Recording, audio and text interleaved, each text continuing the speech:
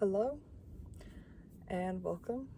Today I wanted to talk about Charles Cooley's theory of the looking glass self in regards to specifically the Gen Z millennial cusp generation. I will go over the theory as well as how it pertains. I came across this realization in my processing of my eating disorder as I was attempting to break down my own internalization and try to understand why I viewed myself the way that I did and why I had such an impenetrable negative view of myself.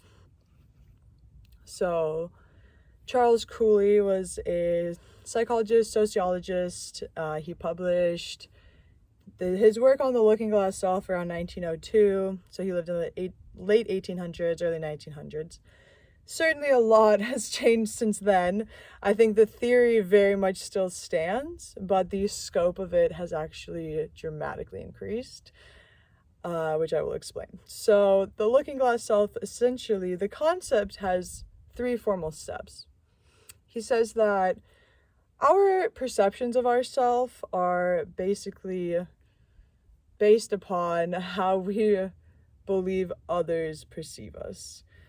So we are not looking at ourselves as ourselves, but we are looking at ourselves through the way that we imagine everyone else to be looking at us. Step one, imagining someone else viewing your appearance. That's step one. You imagine them viewing your appearance. Step two is a judgment in the mind of the person who's observing your appearance. And third is a self-feeling. So that is followed by a reaction, either pride or joy, perhaps embarrassment, shame, mortification. And so when we go to look at ourselves, we are not looking at ourselves from our own eyes. We are looking at ourselves the way that we imagine all these different people to be viewing us. In school, I think that's in middle school, you're imagining how all your classmates and how everybody's looking at you.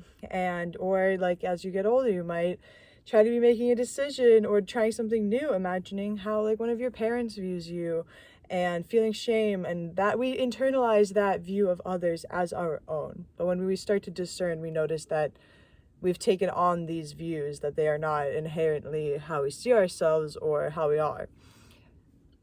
Now, specifically talking about the cusp generation between millennials and Gen Z, you know who you are if you do.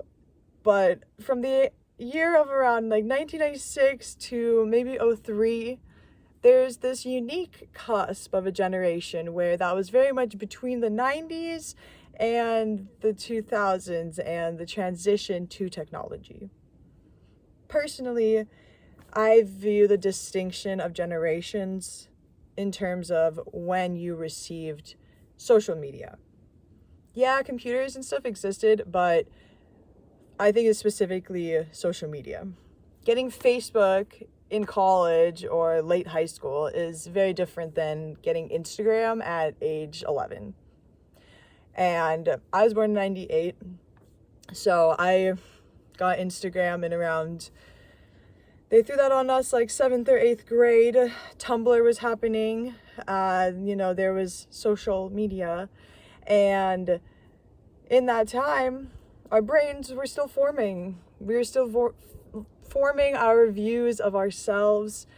And part of that was the looking glass self, where we took on, as little adolescents, going through puberty, just before puberty, like having social media drops on you, you start to view yourself, you're looking at yourself, you're like imagining how all your class sees you. But then also you go to post a picture online and you're suddenly thinking about who in the world, like on the internet, is viewing your image.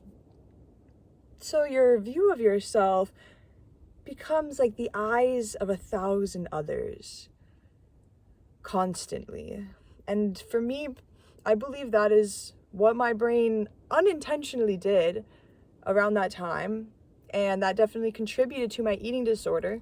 It wasn't just that, like, yeah, I was seeing all these like skinny models and stuff, but I also internalized the feeling of being seen by 1,000, hundreds of thousands of eyes as I viewed myself through the eyes of the internet.